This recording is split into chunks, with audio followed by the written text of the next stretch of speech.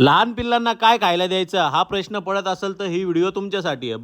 आपले पिल्लू 11 दिवसाचं झालं तर बघू शकता मित्रांनो, तुम्हालाही या साईजमध्ये पिल्लू तयार करायचं असेल तर मला फॉलो करून ठेवा मित्रांनो। गटवेल पावडर, व्हेनग्रो, त्यानंतर ग्लोसीकोट, स्किन कोट हे मित्रांनो पपीजसाठी खूप आवश्यक आहे। तर मित्रांनो बघू शकता तुम्ही, आपण हे पुढे दाखवणारच आहे आपण याचा यूज कसा करतो। तर बघू शकता ग्लोसीकोट जे आहे ते ओमेगा 3, 6 किंवा 9 त्यामध्ये कंटेंट असतात, त्याचा फायदा कोटसाठी होतो। त्यानंतर विटॅमिन्स जे बघताय तुम्ही किंवा वेंकॅल्पी बघताय, त्याचा फायदा हा आहे की पिल्लांना ग्रोथ होण्यासाठी फायदा होतो। तर मित्रांनो बघू शकता, आपण हे जे फिडिंग घेतली आहे त्याची मी सविस्तर माहिती देईलच, त्यामध्ये गटवेल पावडर मिक्स करणं विसरू नका मित्रांनो।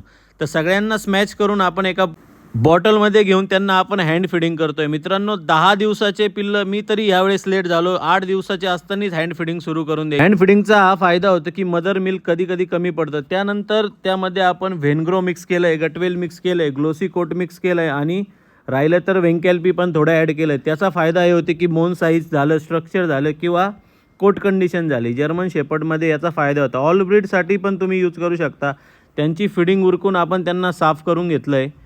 ते झाल्यानंतर पूर्ण काळजी ही घ्यायची की कुठेही स्किन इन्फेक्शन होऊ नये, म्हणून पूर्ण फिडिंग चेक करून घ्यायची, त्यांच्या अंगाला कुठे चिटकली वगैरे नाही आहे ना मित्रांनो। ही काळजी घेणं खूप महत्त्वाचं आहे तुमच्यासाठी।